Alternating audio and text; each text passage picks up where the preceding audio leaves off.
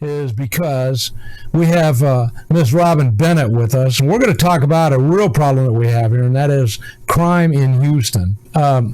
You reached out to me, so I'm going to let you talk about this, and I might have a few questions for you, but we're not happy with the situation here in Harris County. It's not safe for man or beast, quite frankly. No, it's not safe for anyone, sir. But there is a serious problem in Harris County, and it's with the crime. Our crime rate is very high. It didn't just start in 2022. No. It started in 2019 with our youth and with our young people. Mm-hmm. The youngest person to be killed in 2019 was baby Ivory. He was 2 years old. He was murdered, and the next youngest was Jasmine Barnes on the freeway. Mm-hmm. So this problem started in 2019, but no one seemed to recognize what was going on, and maybe I really don't want to say. Well, I think that that baby, that was a stray bullet, was it not? No, that happened. Oh, that's the one where he just walked up and killed the kid, isn't it? That's right. He walked up and he shot the father, and he killed the baby in Greene's Point. Well, we call it Guns Point. Oh, well. So I just passed Guns Point about an hour ago, so I was coming by it, and that's immediately what I thought when I drove by Guns Point. Wow. No, it's sad. It's very bad. Yes. And then Jasmine.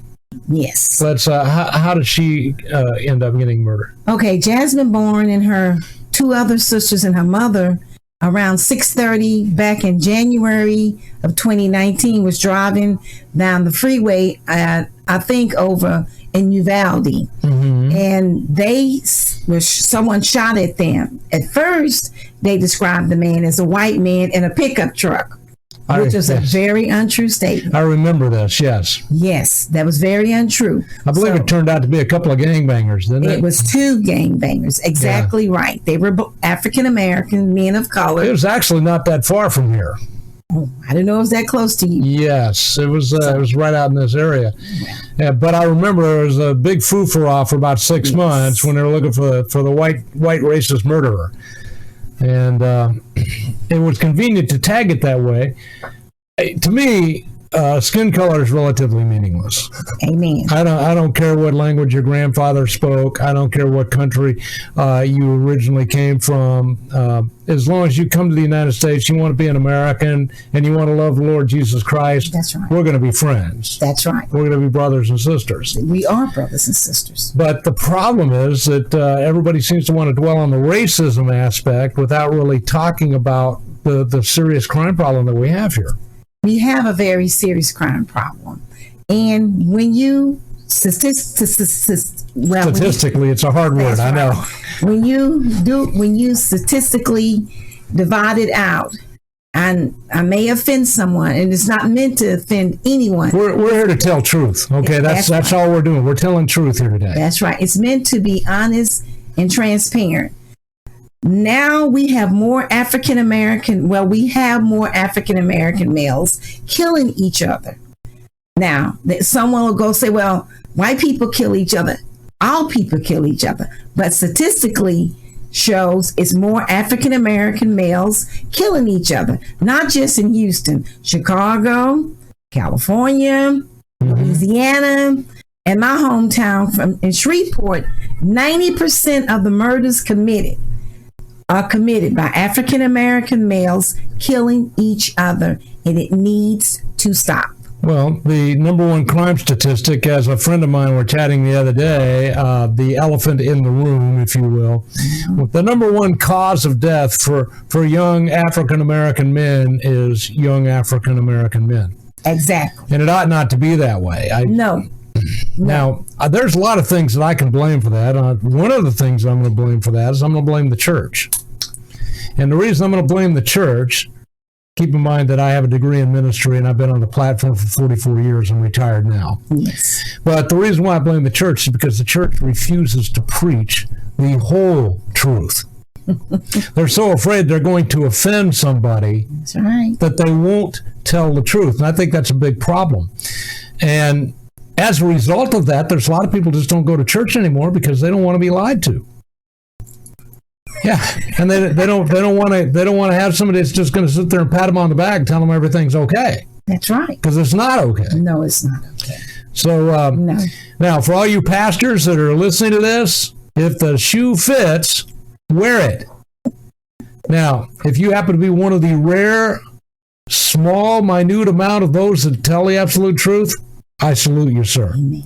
Because the only thing that's going to save us anywhere in the world is the gospel of Jesus Christ. But you got to preach the whole gospel. You can't just pick and choose. That's right. And skin color cannot be a part of the solution. No. So it's very clear, if you read the book of Revelation, it said every creed, every nation is there. So God's not a respecter of persons. Unfortunately, we seem to be. Well, here in Houston, I know we've got a couple of problems. First of all, I have to mention our illustrious county judge, who never had a real job before she took this one, running a multi-billion-dollar budget. Lena Hidalgo, which I refer to her affectionately. But she has done some heinous things here that have really helped to increase the crime rate. And in fact, the story in the Chronicle this morning, they just released 380 hardened criminals because they said they didn't have time to get them a hearing in front of a magistrate. So they just released them. I thought it was a glitch. I thought it was a computer glitch. Well, that was what they initially said, but then they finally had to come out and tell the truth. All right, truth is, we didn't have time to talk to these guys, and so rather than leave these poor criminals cooped up in jail, we just let them all out. To terrorize us again. Well, unfortunately, bad people do bad things. They never stop. And the other issue is illegal immigration, and I'll tell you the truth about illegal immigration. Yes, a lot of them break into this country, and the only thing they want to steal is your job or your seat in the classroom. They don't want to steal anything else. They would never dream of pulling a gun or a knife on you. That's 80% of them. 20% of them are really bad, nasty people that their country was really glad to get rid of, and they're coming here to Houston by the thousands. And what are they going to do when they get here? You see, they've already committed the crime of breaking into your house. Now they're going to commit other crimes because that's just the way of life for these guys. So we also got a problem. Kim Ogg, God bless her. She's done better than I thought she was going to do. And she's actually spoken out about a couple of these things, but she's not being very effective right now in stopping this problem. Well, I have to kind of really defend Kim Ogg because in the DA's office, because the case that I was helping the murdered son of Kimberly Angel, Jordan Angel, he was murdered by Zaylen Cooks. And every time that I know the justice system, they say people of color like me is not designed for me. Yes, it is. I'm an American citizen, so it's designed for me to use. I used it. The law is supposed to be there to protect you as much as it is me. I know, but there have been some past incidents, but that didn't fit. That's with any race of people. But I used the justice system to help me because I became a part of them, and we joined forces together to help get at least one thug off the street. Got one, which they did help. Well, me. let's talk about that case a little bit because a lot of people are not going to be familiar. Okay, the case is Zaylen Cooks murdered Jordan Angel on July 12th, 2019. But he said it was they charged him with manslaughter because he said it was an accident. No, it wasn't, sir. I found out different because the mother's wheelchair bound and she's crippled, so plus she was hurt that she lost her youngest son. So she asked me to help her. So I went to others that didn't look like me, that was willing to help and who had passion and empathy for her. And we discovered that Zaylen Cooks had fired a gun on July 10th. Okay? That's not no innocent person that innocently shoots you. July 11th, he pistol whipped the man. Oh my goodness. July 12th, he killed Jordan. That is not manslaughter. Well, it's a guy that's got a history of violence. But he got a bond from Judge Glass. Got bonded. I know the name. Yeah, Judge Glass. Okay. Then I went back and the lady from Channel 13, Deborah Wrigley, she's no longer with them. She took the story back up. So we showed her what he had did. He got rearrested by the DA's office because I started working with them. Okay. Then every criminal would definitely cry this: mental illness. You was mental before you did it. But when you go to the system, you become mentally ill because you want out of the system to cause hurt to others. So he stayed in jail until December. He bailed. Judge Glass allowed him to bail out of jail again, a third time. This time, I've never in my life ever heard of anyone that's got an ankle monitor and then they go live in a whole different city. He lived in Dallas County. He allowed him to live in Dallas County. Wow. Once he got to Dallas County, remember, bad people never change their ways. Not outside of an infilling of the Holy Ghost. No, so he went over there. So I had as the people say, that young people teach me things, had my ears to the street. Had someone watching for me. I knew he was going to do it. The mother was devastated. Oh, nothing's going to happen. I said, yes, it is. You got to fight with the justice system. You got to become a part of it to make it happen. So he went to Dallas. He committed crime again. Tell me how that he get arrested. No one picks up that he have manslaughter charges over here. Well, that's what I'm wanting to know. He got arrested. Then he went before a judge. The judge in Dallas County, Judge White, gave him bail. I called the county clerk. I said, wait, how did you let him bail out? And he's on bail over here for manslaughter and pistol whipping and every other bad thing you can name. She said, I said, what kind of system do you have? So finally, thank God, he went to a very good place, Conroe. Went to Conroe, Texas. Judge Kathleen Hamilton. He committed a crime in her county. She was a real strong woman. Yeah, so that's Montgomery County. That's fairly conservative county there. Well, she locked him up. When he was in there, I was the one who told Kim Ogg's office about what was going on. They really worked with me. She said, okay, well, we know where he's at. So he got out of jail out of Montgomery County on, guess what? Good behavior. Good behavior. He was good while he was in jail. Yes, but when he set foot on the ground, they did arrest him. Now he's in jail only because I kept pursuing it. And if we unite ourselves with the justice system and put all this color issue behind us, because the most people going to the funeral home are people and mothers that look like me. No more crying mothers. We are our brothers and sisters, keepers of all colors, not killers. No mother should have to go to a graveyard. We're talking with Robin Bennet, and she has been working to try to solve some of this problem, but it's a huge problem. It's going to take more than one person. Of course. We're going to solve this. I need people. Not just me. This is what I see. In order for a boy to be a man, he has to be led by a man. There is an absence of Black fathers in the homes. Oh, now you done gone to meddling. No, I'm just being real now. Come on now. There is an absence. But the truth is, a man to lead. A boy needs a man to lead him to become him. I can do so much, but then, some kids listen. Then some kids, they just need. He could be a purple man. They need a man. Well, those boys need men. See, I know you're telling the truth there, because this is something else I've studied a lot. And in interviews with men that are in prison, the number one common factor wasn't a gun, it wasn't a knife, it was no father in the home. That's right. No daddy. And you've got to have that. You've got to have that male figure that's going to be there exemplifying righteousness and honesty and hard work. That's right. And that's what a young man needs to see. But that's not what they see today. No.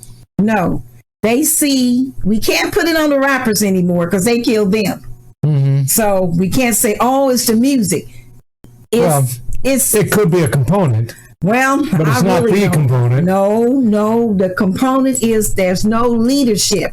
There's no accountability. There's no leadership, no responsibility. These are the things you teach your children. Well, you don't then have I to got to be go rich. back. I got to go back to the church. Well, I learned mine at home. Now, I have to truthfully say, my father did not raise me. My stepfather did. Mm-hmm. But there were people in the church that stepped up, and I'm 63. But he apparently raised you right. Yeah, I'm a whole different generation. Mm-hmm. So we were raised differently.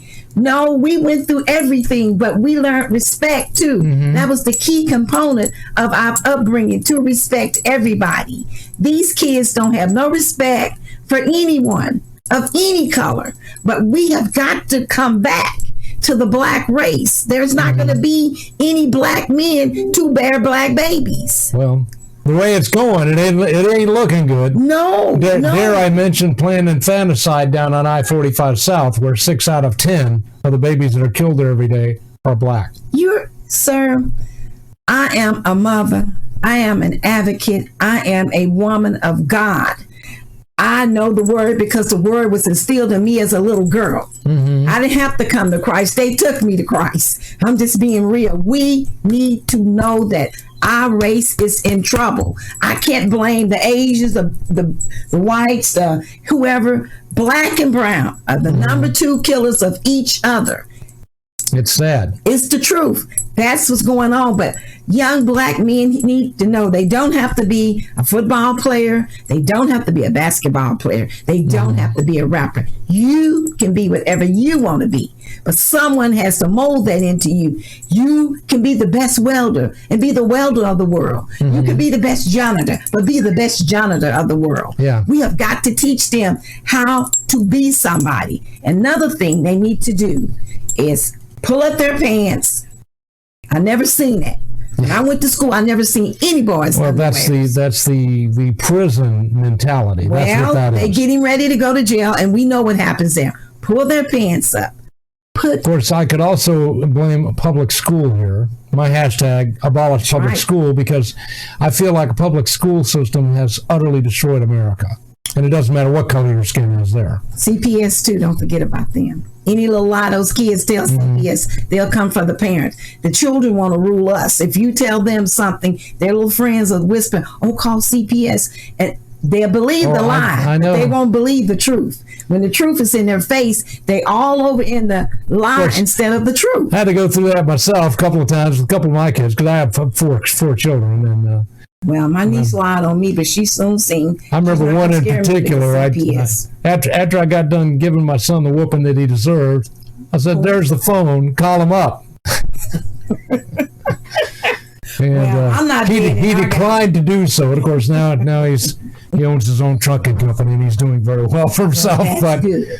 That's good. We had discipline in my house because we did too. My dad may have over-disciplined me a little bit when I was a kid, but all of us. I still made it out all right. That's all right. But you got to have discipline in the home. You have to. The church has got to preach truth. That's right.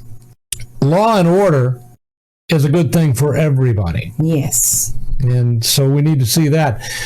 Well, I'd like to ask you, Robin Bennet, do you have any ideas on how to eat this elephant? How do we approach this thing? Because it's a huge problem. I mean, it's a big problem. It didn't get this way overnight. No. It took years to get here. So have you given some thought to what do we do first? The first thing we should do, see how I'm sitting here owning it? Oh, you're amazing to me. I mean, you got to own it. You're doing a great job. You have got to own what is going on. Mm-hmm. That's when God sees you taking responsibility of what's going on. And we know we need God first. Mm-hmm. Well, we do, because we need God first. If there is no spiritual regeneration, I assure you, as the Bible said, the heart is deceitfully wicked, and who can know it? Well, I think African Americans, people of color, we need to bind together and find a way to save our young men. You may not be saying, oh, she's just talking off the top. But when you have to dress in that black dress or that T-shirt, you're going to be looking for a Robin Bennet. See, but right now, somebody probably banging me and bashing me. That's great too. But when you put that t-shirt on that we never wore to a funeral, but hey, it's a different time or whatever, you're going to be saying that lady told the truth. If we don't do something now, we're not in a pandemic, but it's an epidemic. And if we don't do something, we're going to go just like a pandemic. We're not going to have any black men. Prime example, our black kids need someone to look up to. When you can't control your behavior, mental health is one issue. We must address mental health. But that's still a small percentage of the problem that we have. But in our community, it's a stigma. They're not going to talk about mental health. And I got to say that at least half the cases of, quote, mental health problems that I see are actually simply demon possession. And if there was a pastor with the Holy Ghost, we're going to fix that. Yeah, but in our community, there's a stigma. Don't tell. There's a stigma. I'm a veteran. Same thing. We have the same stigma. We don't talk about that because you lose everything. Once you go there. They need to. We need to find men. Mothers are always there. There's very few mothers that abandon their children.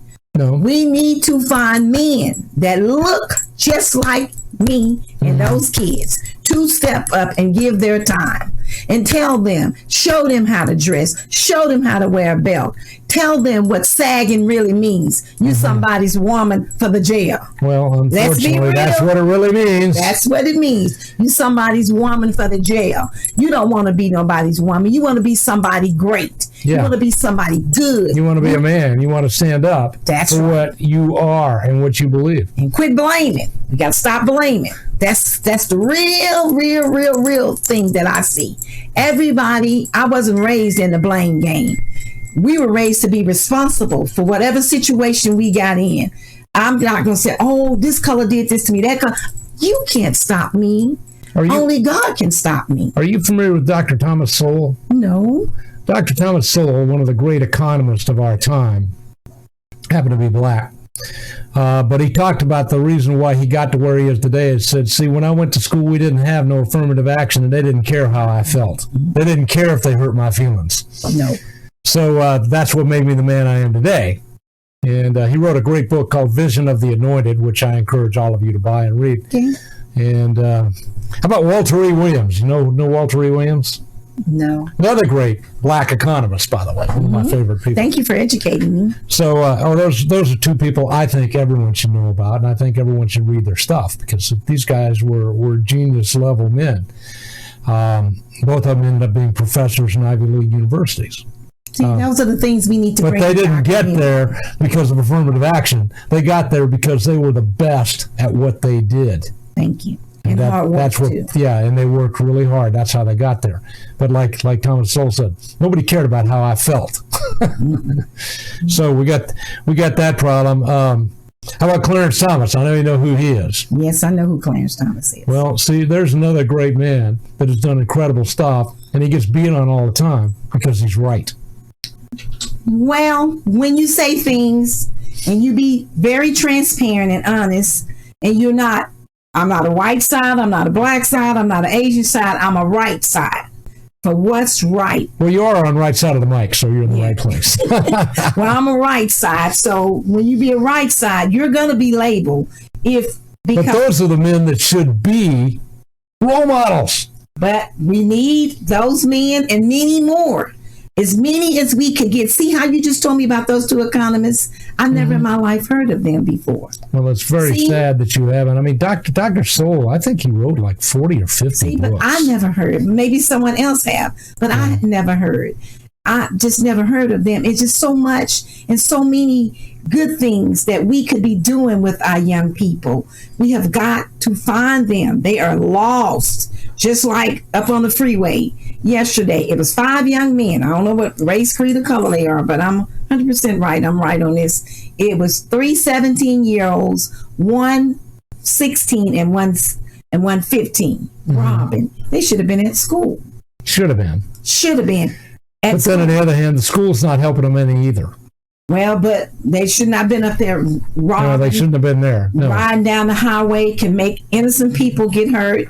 You go back to the 13-year-old, two 13-year Hispanic Hispanic boys. They were 13. They were on the freeway. And first of all, what they doing driving at 13? At 13, yes. Yeah, and then he got killed because somebody shot him. I'm going like, you just left 12. Your sins just got off your back. And you gone. You never even live your life. We have got to find a way. We have got to find a way to turn it around. Well, that's the gang violence problem. And once again, see, if these children were in good churches, they had good pastors, or even better yet, if they had a father in the home that was setting a good example, none of these things would be happening. So a lot of the kids gravitate toward the gangs because that becomes their substitute family. That's exactly. But it's a really bad substitute. But that's what they say. I listen to, because I'm so curious to know what's making them tick. I go to the YouTube and I listen, and that's exactly what they say. That's their family. That's all they have. So they gravitate to, and they're so brilliant. Some of them. Brilliant. There's kids. Some of these smart kids, but I mean, God gave them a good brain. It's just they're misguided. It just hurts me. Sometimes, honestly, when I go to sleep, I cry because I say, Dr. King died for us. Mm-hmm. He put his life on the line for his people. He never quit telling the truth. Never did. And look what he's getting. And they go, oh, that was back then, Miss Robin. Well, heck, how you think you got here? To you, where I had to go But to I class. think you'd find that Dr. King would not be accepted. No. Today. No. His message would not be accepted. No. They want to fight. They want to find a reason to argue. They want to find a reason to fight when the real reason is sitting right around them. They want to find a reason to blame when you can get up and do it yourself. Don't be about it. Don't talk about it. Be about it. Get up and do it. Just like I did for Miss Kim. She lost all faith. I said, come on now, Miss Kim. We can't lose faith. She's wheelchair bound. She went down there for 3 months. Then she came out and she says, well, Miss Robin, they're not going to keep him in jail for a long time. I said, where's your faith? I took all of my time to fight to make sure he stays there. Mm-hmm. I didn't go with no posters, no signs. I went straight through the system from Harris County to Dallas County to Montgomery County. I used the system to help get him locked up. That took a lot of effort on your part, yes, especially when you're reaching out to Dallas County to try to get them to do right up there. But the amazing thing was when you got a hold of them up there, for some reason they had no idea of the criminal history of this kid. No. He went before 2 judges. Both judges gave him bond. Both of them. And I asked the clerk of courts, I said, wait a minute. You don't have any records on him?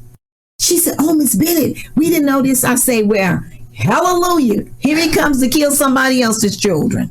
You just got blood on your hands. Wow. You have. Let me tell you who else has blood on their hand. I'm going to tell you this story, and it's a true story. We went down to Commissioner's Court in October the 29th, 2019. Mm-hmm. Commissioner Jack Cagle tried to present this program to Harris County other commissioners, Commissioner Ellis, Commissioner Adrian Garcia, and our judge, our county judge. Adrian Garcia is former sheriff of Harris County, and Rodney African Art Ellis is the guy that's the de facto county judge. Yes, that's true. And he had this program. It's called the Criminal Victims Assistance Coordinate Program. Mm-hmm. All he wanted to do was help the families. He wanted to connect the county attorney, the district attorney, administrative judge, justice of the peace, sheriff department, all 8 constable precincts. Mm-hmm. Okay, designated staff represented for 2 each: disability, children assessment, community service, public health, and the senior justice system. You know what they did? The county judge is so mad at Commissioner Cagle till she forgot about the people, her constituents. So, of course, they kicked it down. So now they saying, oh, crime rate is bad. Oh, we want to help. Now, you'd think that Adrian Garcia, being the former sheriff of Harris County, would have been all for that, wouldn't you? No, he wouldn't have been for that, because I'm going to be very honest with you. I work with Reverend James Nash in Sunnyside. I came up with this idea to do, he had a TV show for mental health. Who has the key that unlocks the door, unlocks the gate, to our community for mental health? Mm-hmm. Adrian Garcia used some of what I did and went up Northwest Houston, and he started acting as though he did it. Wow. Yes, that's true. Well, by the way, you're making points in Scotland.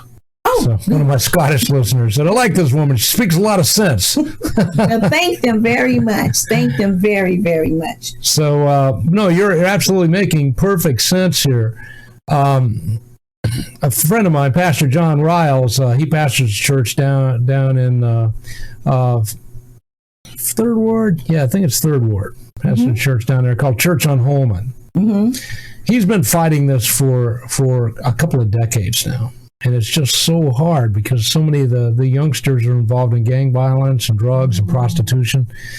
And I'd like to get you together with him. See if maybe we can get some kind of program going down there.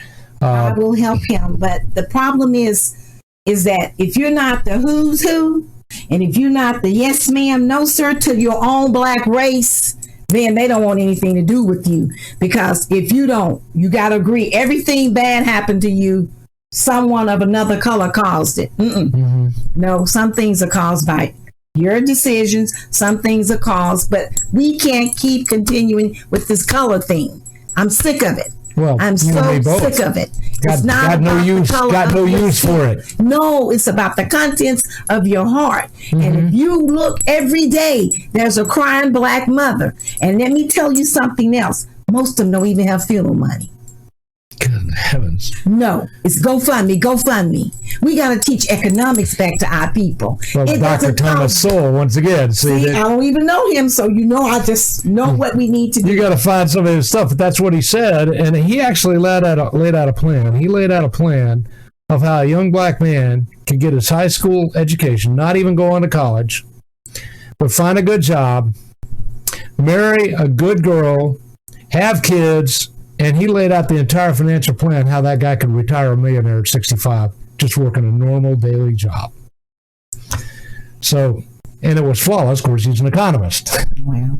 But these things can happen. The American dream is available for everybody. But one of the key things he said is, first of all, get married before you have kids. Well, that is a great idea. And then the second part of that was get married and stay married. That's a great idea, too. I know a rich friend of mine that we were at his house doing some work because I also have an audio video company, and we were at his house doing some work, and he'd had a couple of beers, so he's kind of loosened up, and he said, a lot of my friends ask me how come I got so much money.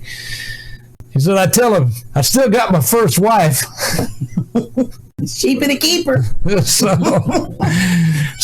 look, there's a lot of common sense here, but it's being ignored. It's not even being considered. I know, but I do know, and I'm going to keep saying it till the day God come and get me. We need people to be straightforward, transparent, and own that the black community is in trouble. We are the focus. I didn't watch the Grammys, but oh my God, here are men with plenty of money. You don't have enough self-control. He's a comedian. He's joking. Then you laugh 1 minute, then next minute you slapping him. Not the second thing he did. Here sits the African-American lady next to him. All those foul words. Yeah. No respect for any of the women in the room. Yeah. Now, get mad at me if you want to. That's Hollywood. Of course, I hate to tell you this. That was otherwise known as a skit, what they did. That was an entire setup. Oh, it was. It was. Yeah. That's the worst skit he could ever did for black people. Well, he's trying to do something that's for the Academy Awards. It wasn't for black people. That was for the Academy Awards. It's because nobody, or Oscars or whatever. Nobody pays any attention to it. They're trying to draw some attention to themselves. But what we need is good role models. Now, he did a movie about a black stock broker. Mm-hmm. And I'm trying to remember the name of it. But he played the title role in that, and that movie was uplifting. Yeah, when he had the little boy, he would go. Yes, remember that movie? Great movie. Yeah, great movie. Got a tear in my eye, and a little lump in my throat a couple of times. He never gave up. But see, that's the role models we need, and we're not getting that. Well, they couldn't make me play. No skit in the world. Everybody in the world was watching me, and my mother always taught me when the eye's on you, even if it's not on you, you be at your best behavior. Especially when you speak out, because they be waiting for you to fumble that ball. Well, they do. Here, I'm completely aware. Well, Robin Bennet, I know that there's a lot of people out there that are watching this right now, and those of you watching this on YouTube, because this will be up on the YouTube channel, like and share. But Robin Bennet, how could people join you in this endeavor? Well, thanks to you for giving me that opportunity to use my voice. I'm going to thank you first. Oh, and I'm going to give a shout out to the Apostle Clever T. Kamau Imani, brother, because you made this possible on Raging Elephants Radio. How can people help you? They can join me and we can sit down at a round table and draw the blueprint for our youth, a blueprint to save our youth, not just Black, all of our youth. But sometimes it's like a cancer.